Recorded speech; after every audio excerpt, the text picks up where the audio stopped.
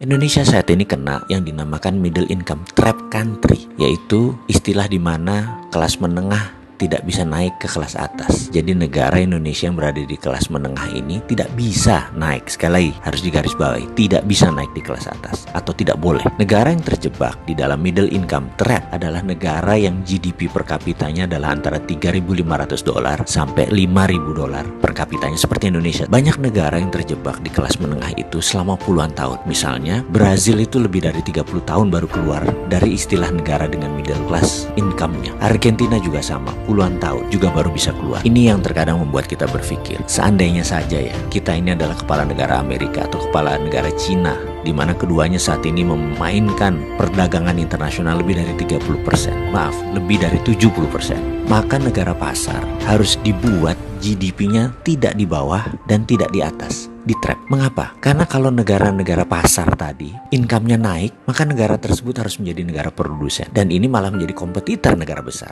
Nggak boleh. Jadi nggak boleh negara tersebut jadi produsen. Kalau negara tersebut miskin, misalnya GDP-nya di bawah 1.000 per kapita, mereka nggak mampu beli barang Cina dan beli barang Amerika. Dan kedua negara itu nggak mau membuat negara tersebut miskin. Makanya negara-negara market harus dijebak di tengah. Cara trapnya bagaimana? Dan mengapa harus di trap atau dijebak? Biasanya negara yang berpenduduk besar yang dijebak di tengah oleh negara kapitalis. Caranya dengan jangan jadikan mereka negara produsen dan manufaktur. Kedua, jangan jadikan mereka swasembada pangan. Terakhir, jangan mereka bisa mengendalikan energi. Ada sebuah perkataan dari Menteri Luar Negeri Amerika dulu namanya Henry Kissinger. You control the food, you control the people. You control energy, you control the country. Kalau mau mengendalikan rakyat, kendalikan pangan mereka. Kalau mau mengendalikan sebuah negara, kendalikan energi mereka, minyak bumi mereka. Kita kasih contoh sederhana negara Venezuela yang baru-baru ini. Negara ini menghasilkan minyak lebih besar dari Indonesia. Suatu saat Venezuela melawan dalam tanda petik Amerika dengan menjual minyak mentahnya ke Cina. Amerika marah dan Amerika membuat Venezuela menjadi failed state atau negara gagal dengan financial warfare yang dilakukan oleh economic hitman-nya, pasukannya CIA-nya Amerika. Dan kita semua tahu negara tersebut dalam setahun terjadi hyperinflation. Mata uang Venezuela nilainya jatuh 1.000.000% sampai harus menerbitkan